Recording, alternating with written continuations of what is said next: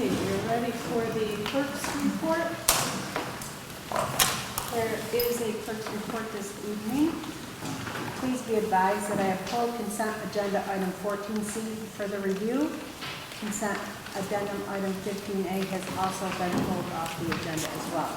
Please find flyers from Fort County School Boards Association. And in addition to that, please be advised that the student who wished to speak at public comment has withdrawn their request. This is a reminder that the policy 1510, which was adopted this past June, requires that persons wishing to address the board during the public comment session of a regular board meeting need to submit their concerns in writing, along with their name, address, and phone number, to the district clerk no later than 10 business days before the next board meeting. Besides the students that followed that requirement, I have not received any additional requests that met this requirement. Thank you, Doreen. Okay, I need a motion to approve the agenda. I'll motion. Ronnie? Second. Second by Jack. All in favor? Aye. I need a motion to approve the minutes of the August 9th meeting. Make a motion. Okay, Jennifer, second. Nicole? All in favor? Aye. Okay. At this time, we will have a presentation from our architects. So we're really excited for tonight's presentation. We have our architectural firm, Lavella, and our campus construction management firm. This is our first presentation to the board with basically an overview of our project and referendum timeline. This is a really exciting project, and this is the first step in presenting to the board. So, floor is yours. Thank you.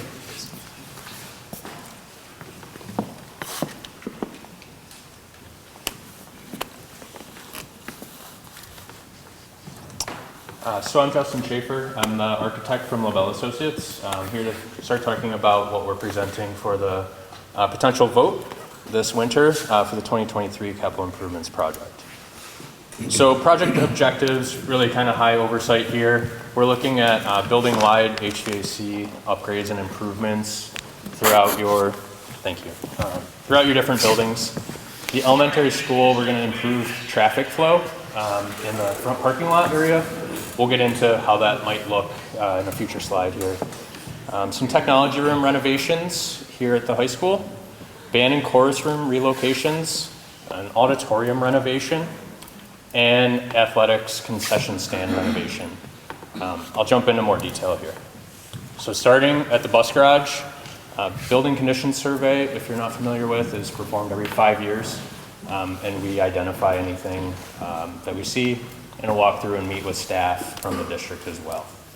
So we're looking at fuel island safety improvements, as well as some fire alarm system upgrades at the bus garage. And the concession stand over in the field house is looking to renovate the kitchen, improve some equipment and finishes in there, as well as replacing the asphalt shingle roof on that building.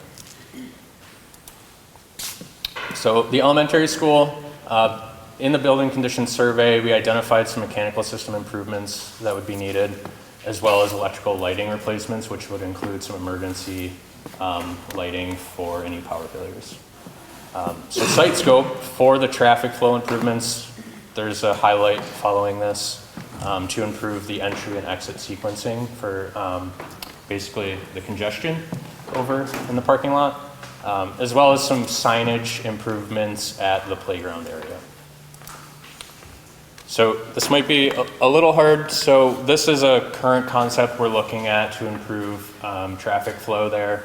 So it would potentially be divided up into 3 different lanes for bus, parent drop-off, and then any traffic flow into the actual parking spaces, and providing a dedicated exit point for just cars, so buses can exit separately, in hopes to improve the traffic flow in and out of there. If you have any questions, please let me know. So coming over to the high school, building condition survey will cover plumbing replacements, basically in the crawl space, mostly. Some of it is in the basement as well. Mechanical system improvements throughout the building, as well as electrical, which is again some fire alarm, they're called horn strobes, as well as emergency lighting replacements. So some educational improvements that we're looking to propose here is technology room, band and chorus relocations we'll look at here, a steam room addition, which I'll show behind the stage of the auditorium, as well as a full reconstruction of the existing auditorium. So looking at the overall floor plan, this is first floor. So northeast section, your current band room would look to convert into a technology room.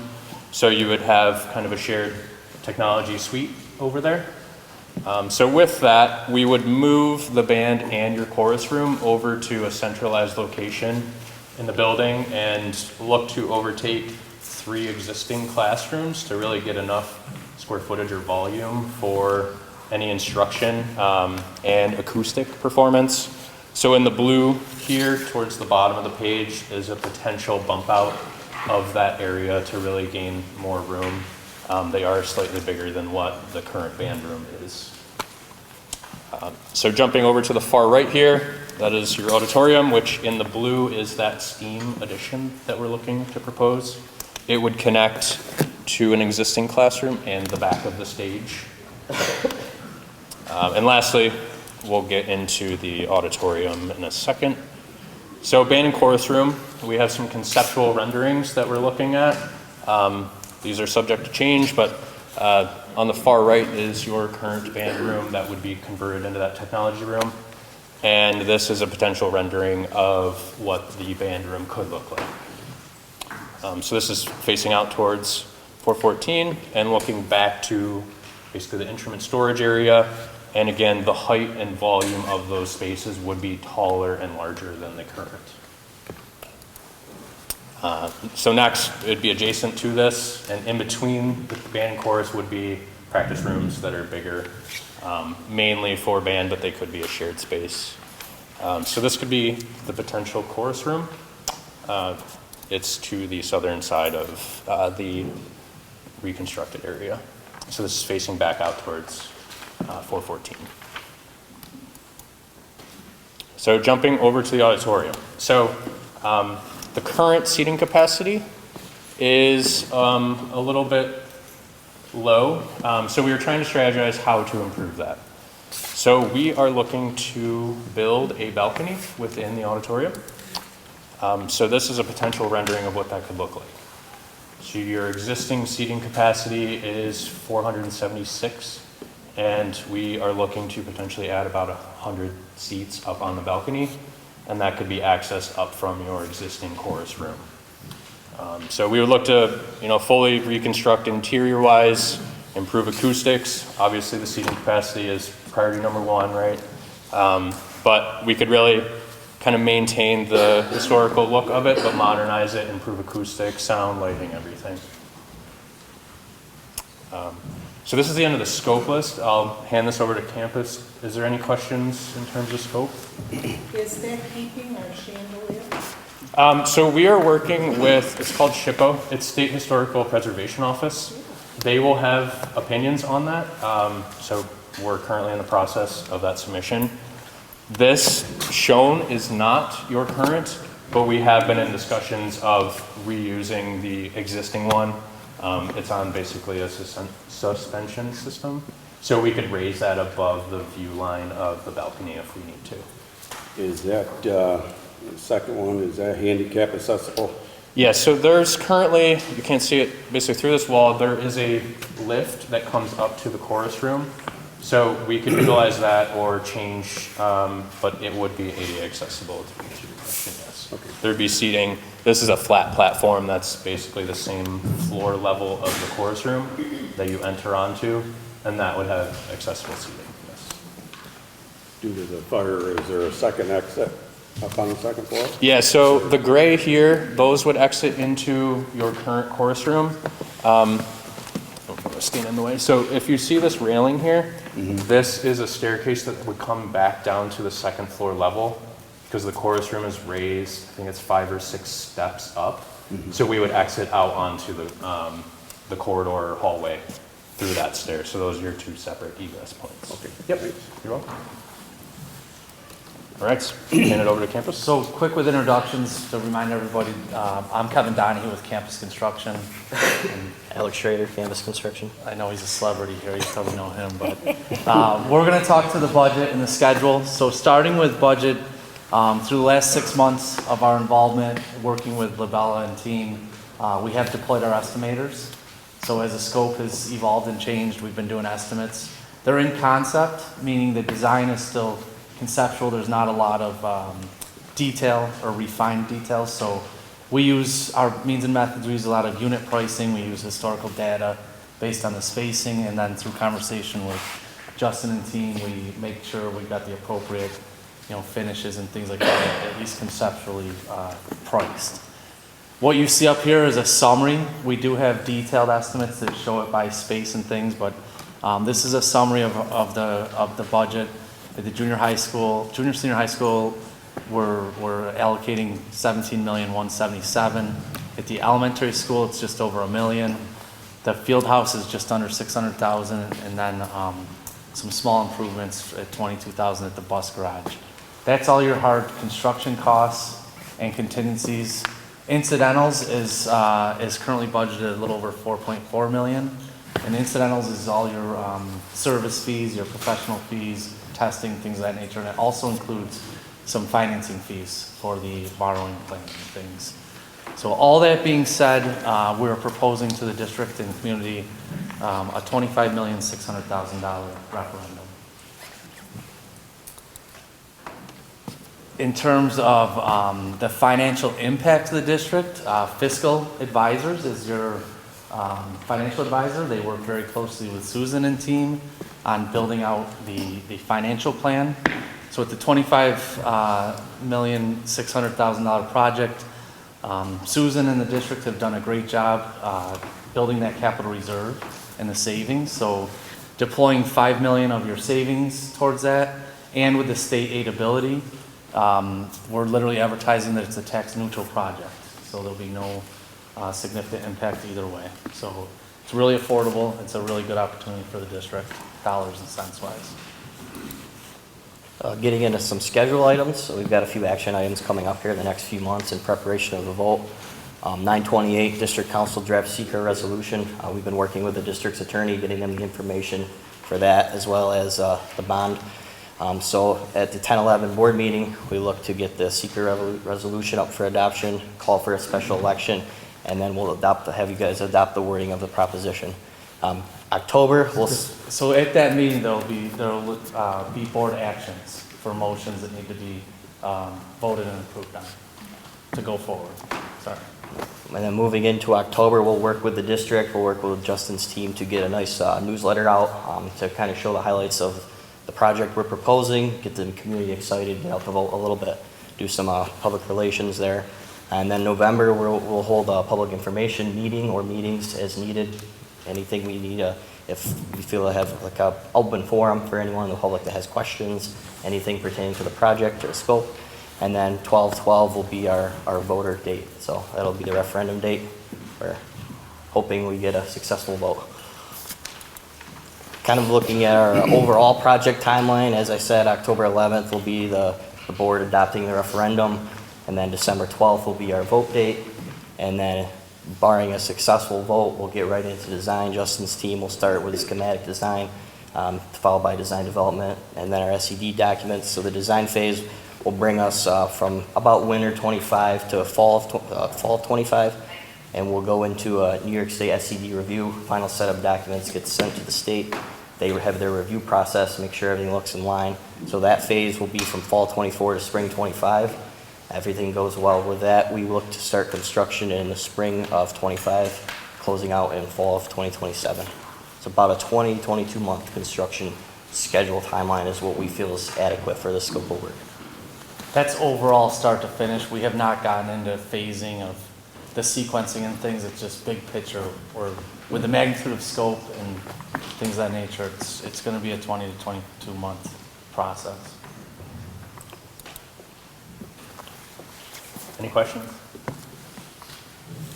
I just want to say thank you for all this hard work getting to this point, particularly that auditorium. There's going to be many, many happy people, especially for our elementary school concerts. If anyone has been to a concert at the elementary school in the holidays or in the spring, we are beyond capacity. There are folks that are standing in the foyer watching their children perform. So I really love that idea of can we add a balcony. Our issue was seating in addition to the sound enhancements, the lighting. It really is our most antiquated space probably in our district. It's a beautiful space. It has some historic decor to it, so I really liked how you're blending the traditional space as it is and the decor with the modernization that we absolutely need. We're on pins and needles anytime we have a musical or any performance that the sound system is going, and that has happened, where the lights have gone out. So we're really happy. Our students are going to be extremely excited to have new performance spaces. So in addition to the performing space in the auditorium, but practice spaces. As I shared before, our music programs and our performance ensembles have exploded in the last several years. In students that are able to participate in the performing arts beginning in 3rd grade, almost 70% of our students are participating. We've outgrown our spaces, so this is really exciting. And I'm so happy. Our goal from the get-go is how do we get this to be zero impact to taxes. Our original thought was, could we get a brand new auditorium, standalone, new construction, and I had all these wonderful dreams about that, but then reality hits it. We always shoot for the moon first, and then we'll scale back. So our first take at it was, yeah, you could get this auditorium, 600 seats, all the bells and whistles that you need, but that's going to cost you like $50-something million, and oh, by the way, we could do it, but the tax impact is going to be, 40, 50, 60 or more dollars a year, and that was we just couldn't do that. We understand that. So again, getting back to the table a number of times, we finally got to this really creative idea, and I think it's going to be beautiful. This is going to be one of the most beautiful, if not the most amazing auditorium in our region. So thank you for all that hard work. We're looking forward to continuing to present to the community and roll out more information as we get closer to our referendum, which is in December. So again, appreciate it. Before we leave, I just want to finish. Thank you for the time, but also we understand it's a lot of information in a 10-minute presentation.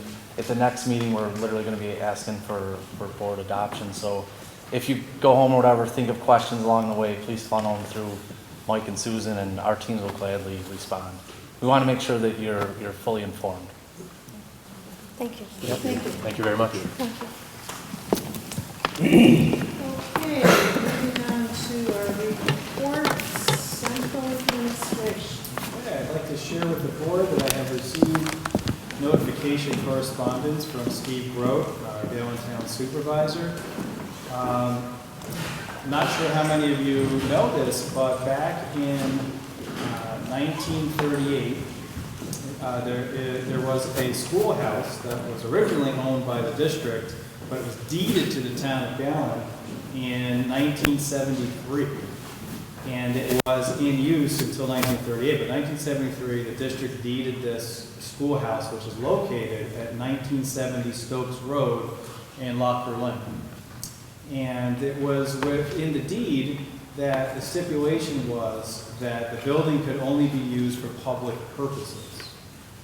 And Steve had reached out and saying he has made, and the town has made efforts to see if that building and structure could still be used as for public purposes. They've reached out to the Gallen Historical Society, Clyde Gallen Fire District, options for public use, but they have not at this point in time been able to find any entity, a public entity that would find use for the building.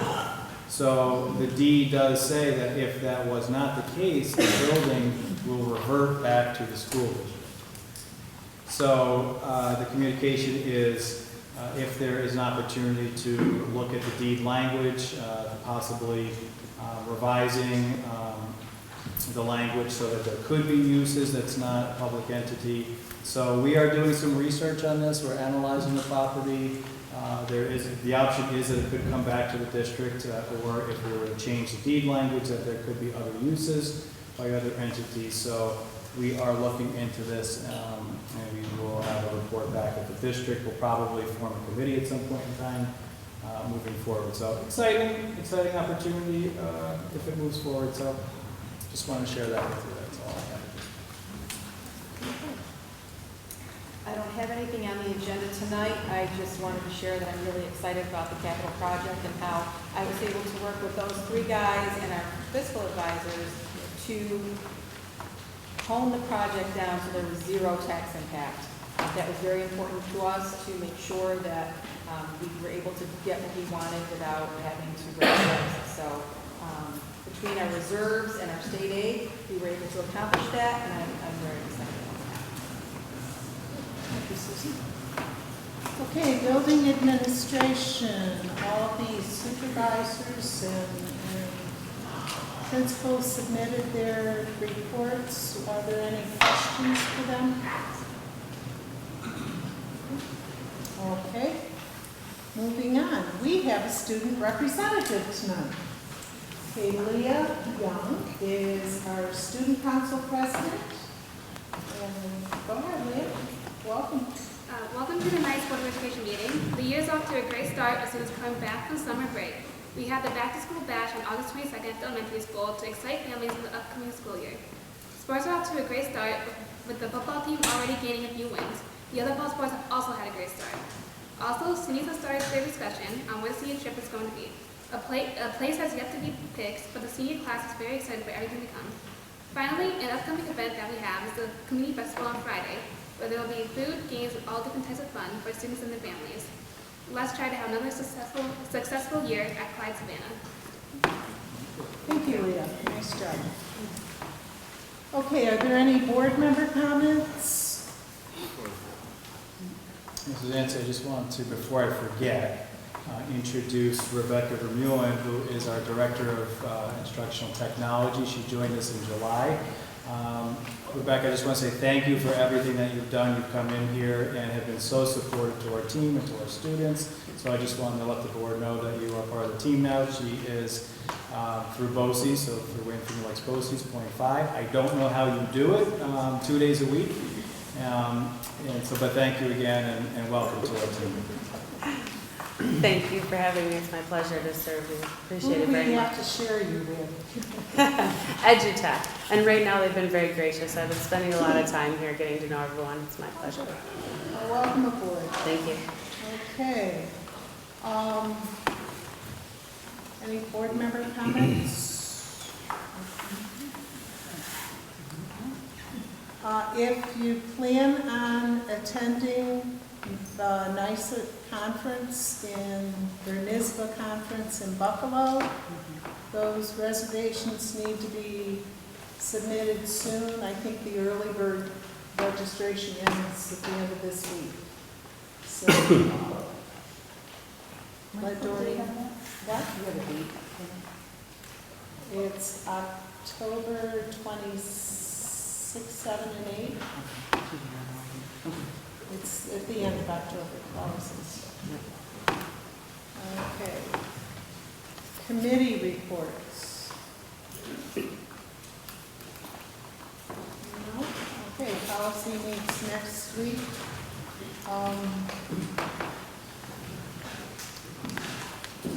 Audit committee will be meeting in November before our regular board meeting. So if you're on audit committee, put that in your calendar. 6:30? I don't know, what do they usually do? At 6. Okay. Our auditors will be there to present the financial statements. Okay. Put that in my phone. Okay, and we have no public comments tonight as per our policy.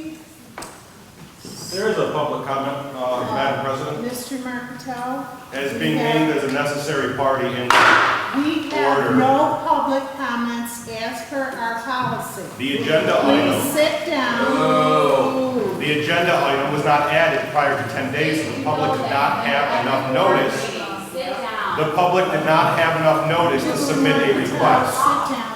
How could the public have submitted a request? Mr. Martel, you are How could the public have submitted a request? You need it to announce You it are 10 interfering days. with us conducting. Sit down. How could a public member?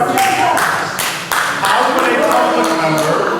Okay. How could a public member? Submit something without being notified that they were going to have a meeting to begin with. You served me on Friday. That did not give me enough time to submit a request to speak. Do I have a Therefore, I will motion? not exercise my rights as being named as a necessary party in the appeal.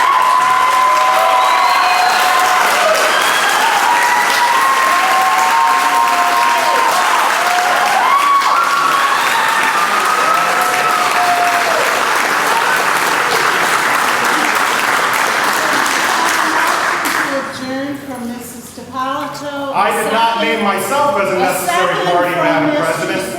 Let him talk. This meeting is.